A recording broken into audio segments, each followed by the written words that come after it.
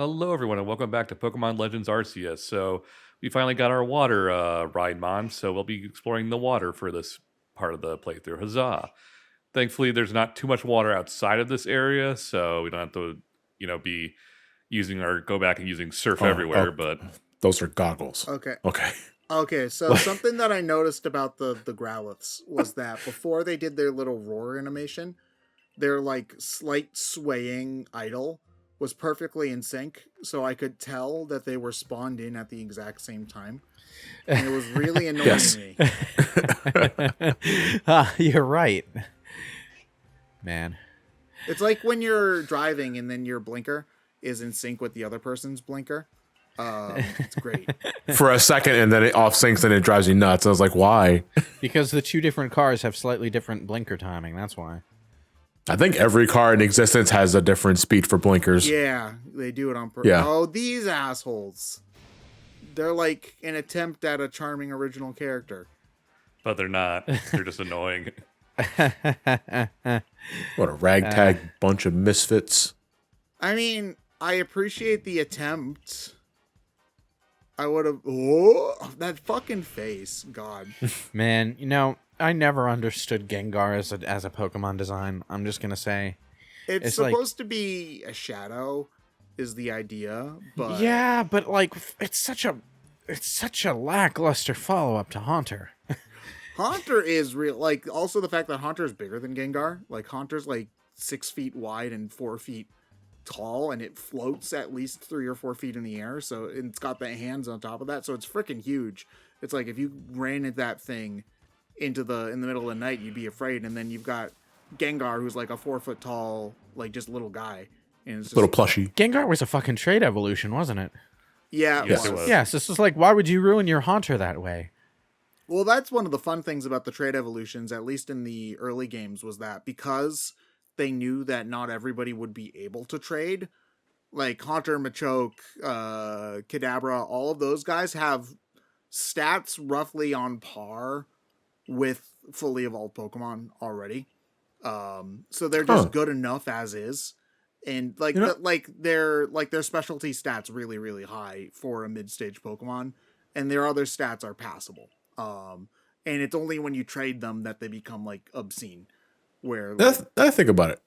Has this series ever done like a glamour system where you could have your Gengar look like a Haunter, but still have the Gengar stats because you prefer Gengar overall? they've I wish. done stuff like the Evilite, which is an item you can have an under evolved Pokemon hold that ups their stats. So Yeah. and there's the Everstone, which keeps Pokemon from evolving. So they know that it's like something people want. Actually, fun fact, in some instances, I think with Chansey holding the Evilite has more defense than Blissey, which is Oh, Lord. so all that stuff I was talking about a couple of parts ago about Chansey being obnoxious. Yeah, it's even more so. Yeah. So I know that there's that, but no, there aren't any systems where it's just like you have Ash's Pikachu, basically, where it's stronger than a Raichu, even though it's unevolved. Which I think they should try to do,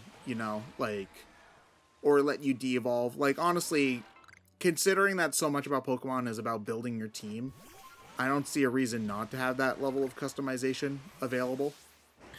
I would just like it if they stopped designing Form 3s that suck.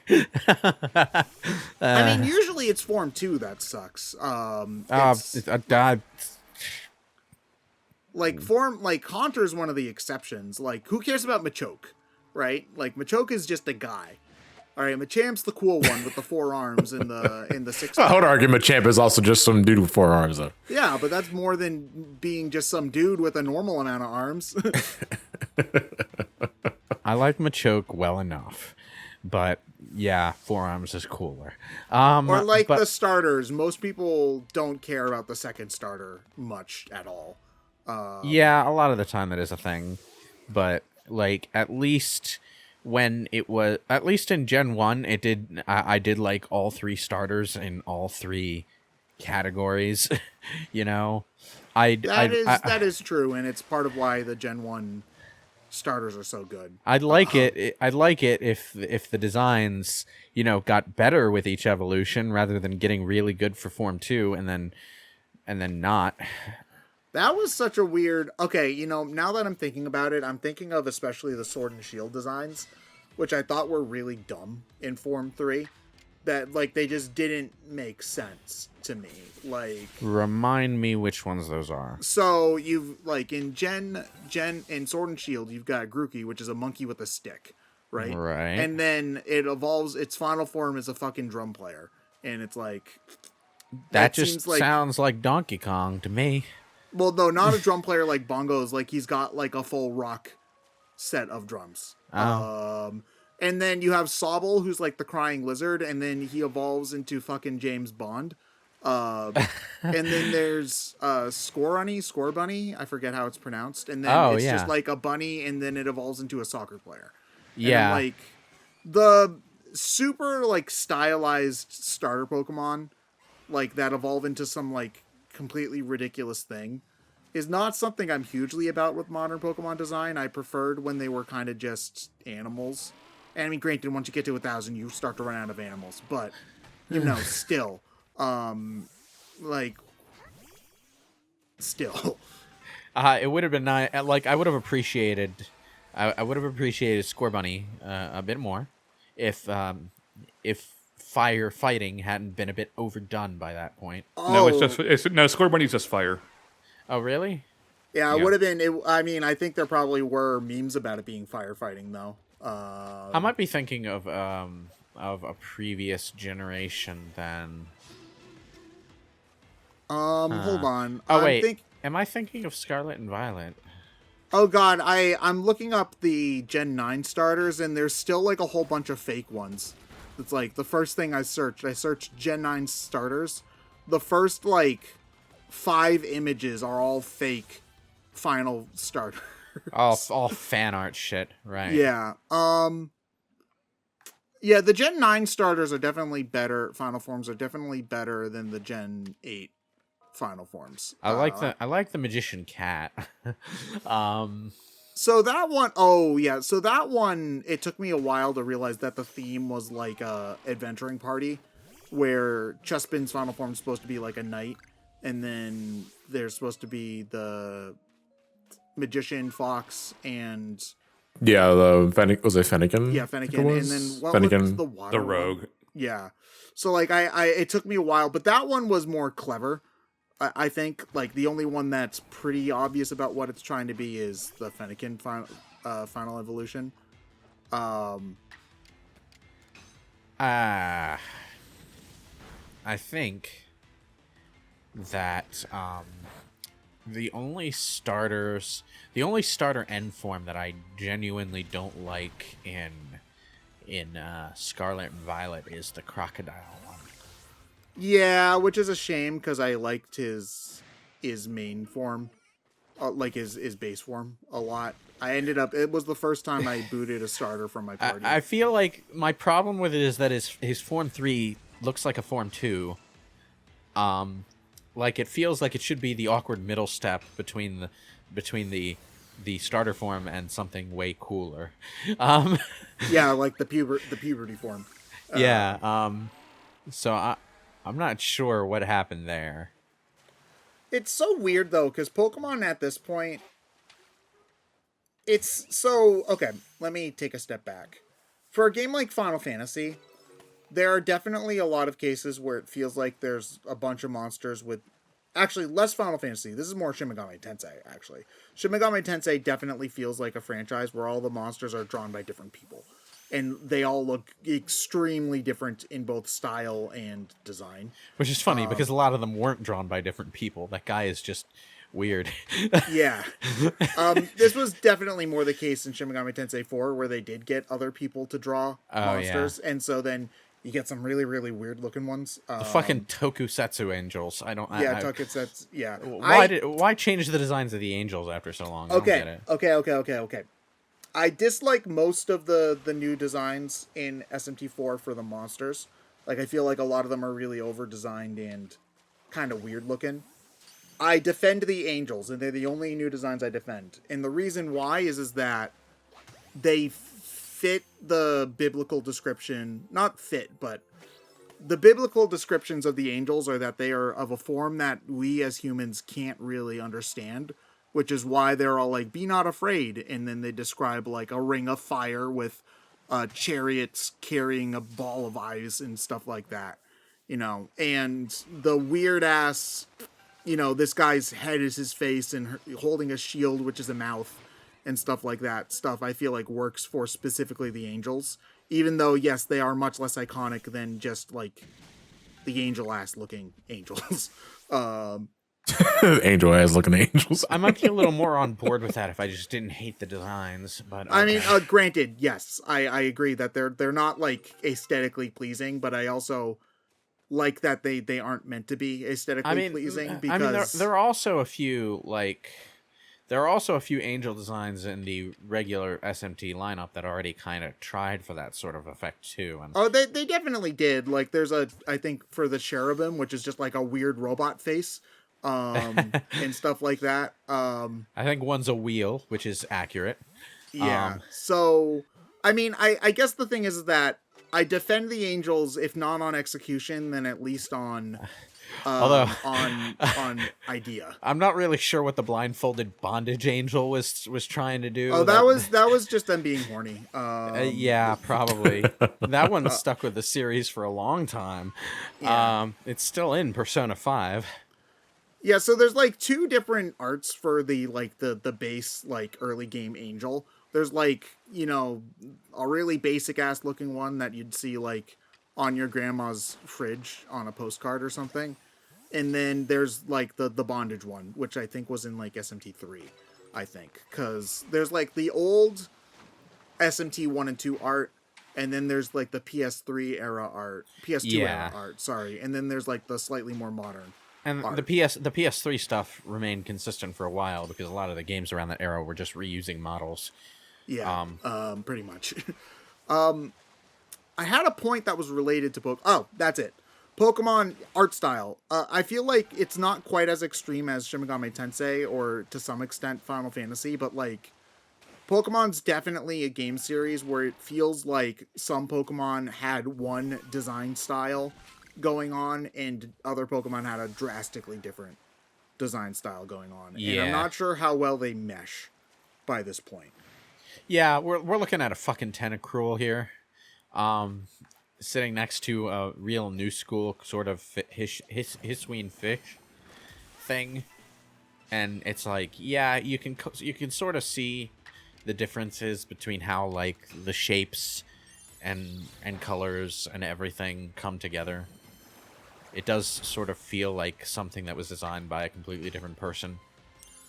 And that's not inherently a bad thing. Very few franchises have that sort of cohesion with their characters.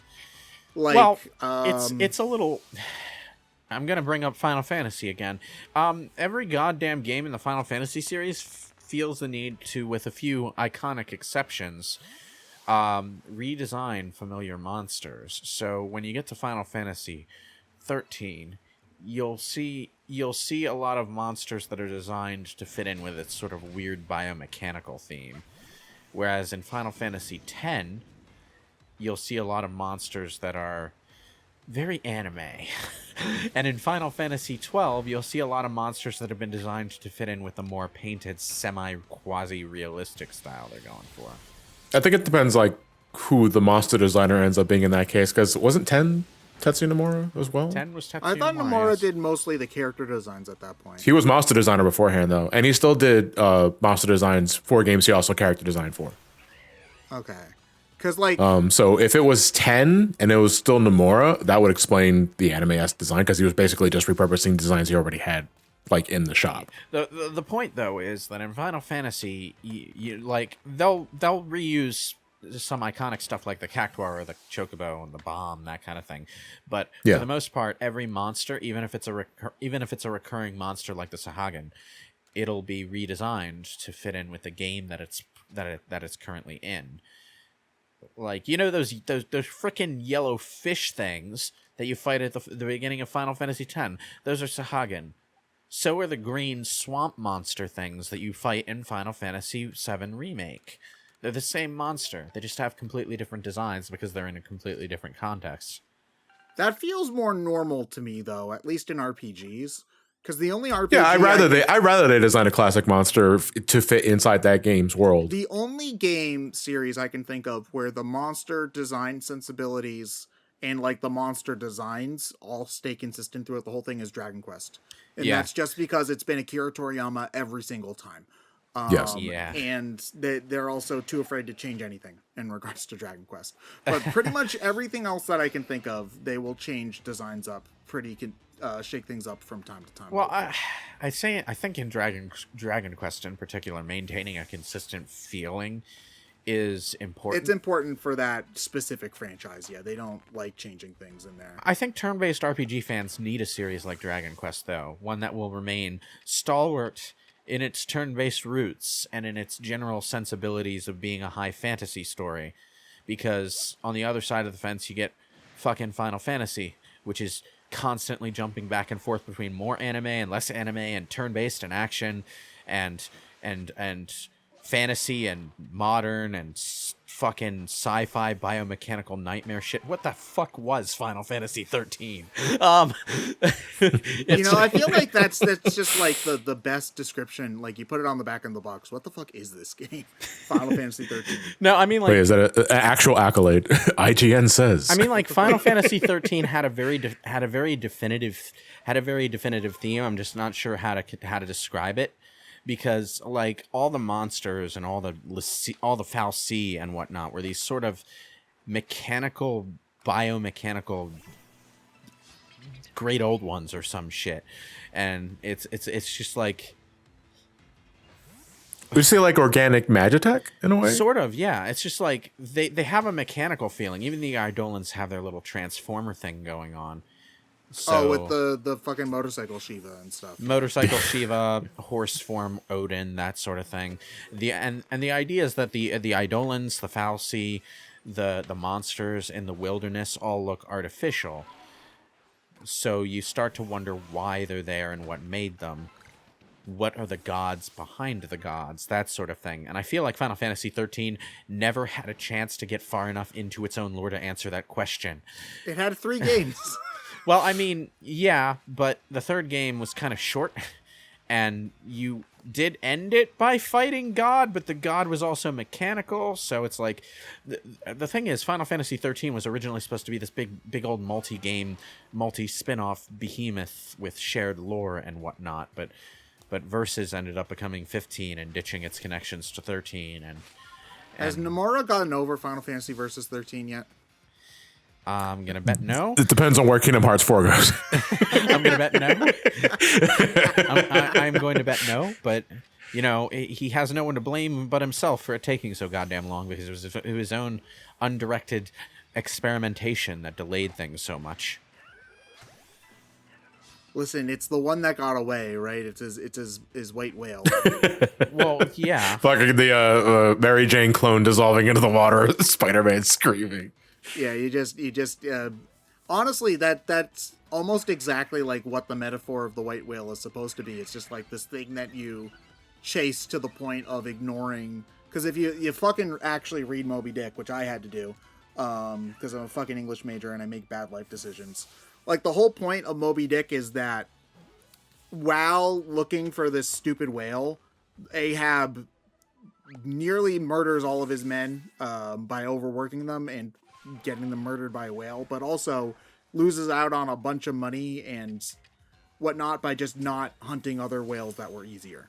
So, like, that's also part of the point. Like, it's fitting, because, like, if Nomura had just, like, let it go, maybe he would have been in a better spot overall. Well, I mean, on the one hand, like I like to see game developers who have the time to make their vision complete, but that is also true. Yes, we do need visionaries. Yeah, sure. I mean, we just got Baldur's Gate 3, and apart from some technical issues and hiccups in the second half, it's a really good example of what that kind of game can be. But You see, the thing is, Nomura really should have known he didn't have that time, and, you know, focused his management of Versus 13 more. But Well, Baldur's Gate 3 was in development for, like, what, 10 years or something like that? it was something like 7 years. Yeah. I mean, granted, there was a pandemic in the middle of that, so... Yeah, so... Hold on a second. Can we go back to the video for a second? You caught Gastrodon unaware. That thing was staring at you. It was you were looping back to ambush from behind. It's the red flames in front of its eyes. It can't see shit. I don't care. It was looking at you. It knows that you were there. Wait, it was not unaware. Is that what it looks like in Call of Duty when they throw the red jam on your face? Like it's just all over your eyes and you can't see shit? Man, I like this design. I really do like this design. Of Gastrodon? Oh, he has recovered the Not fucking Gastrodon. I was gonna try and pronounce its name, but it's written in fucking Japanese. I don't know what these letters I think is how it... Decidueye. Which is like the weirdest freaking pun. Where it's like deciduous trees. It's like they're really stretching there. But like, I really like this design. Look at its feet. They're like samurai sandals, but they're also bird feet. Oh, I never noticed that before. This is also something that you wouldn't know unless if you played the other games, because this is it's like a different form, but the other one has like green wings and stuff like a normal grass type, but since this is now a ghost type, it's fall colors because the tree's dead. No, it's more like the tree is dying. Yeah, you freaking psychopaths. Oh man, I love seeing the pretty fall weather. You like watching things die, huh? Yeah. Oh, to be technical, What? the trees are just going into hibernation and shedding their leaves. But you know, Lewis, shush, not helping. Not helping. It's the leaves that are dead. Yeah, man, it's so pretty going into this hospital and watching all of the elderly patients slowly pass away. That's you. That's you when you go leaf watching. Jesus Christ. There's baggage here. I feel that needs to be unpacked. We're here for you. My baggage is so unpacked. It got lost in the. Fuck, my joke's ruined because I can't remember the name of the place in the airport. Where your fucking baggage claim. Baggage claim, yeah. Yeah. What's the name of that place that claims your baggage? You shut your mouth. What was the name? You shut your stupid leaf watching mouth. Can't think. Hey, I really like leaves. All right. Well, no, that's what Stoner Typhosian would say. Is I really like leaves. I like No, I how really you're like just smoky doing leaves. impatient gamer twirls, but the moment the menu pops up, you have to stop dead in whichever direction you're facing. That's one of my favorite things about turn-based games, that they added freaking fidget mode, where a lot of turn-based games will just let your character move around when you're not performing actions. I don't know. I just think that's neat.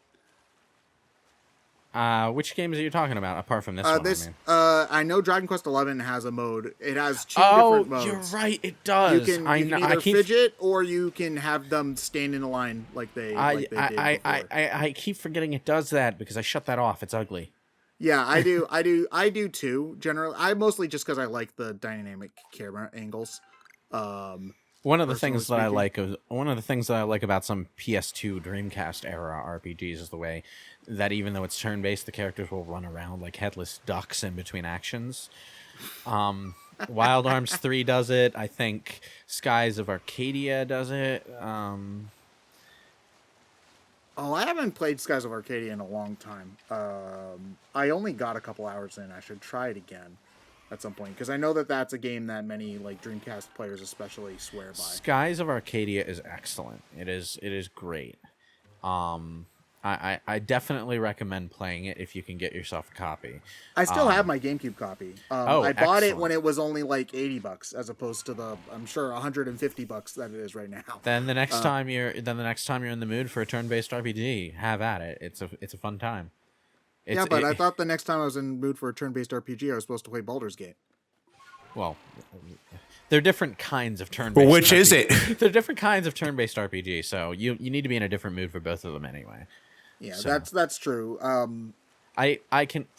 The combat in Baldur's Gate 3 treats itself kind of like the combat in a pen and paper system, which is to say it doesn't happen often. But it takes a really? while. It takes a while when it does, but it doesn't happen often, and you can avoid a lot of the combat too. Oh, that's actually really cool because I know that that's like a big thing for certain, like depending on the type of pen and paper RPG player you are. You either love combat and you want it to be like as close to like a Warhammer combat only thing as possible, or you hate combat and you would only rather it be effectively community theater the entire time. Yeah, well, Baldur's Gate 3 gives you a good mix, but you're not going to be fighting random fodder monsters all the time like you would in Baldur's Gate 1 and 2, for example.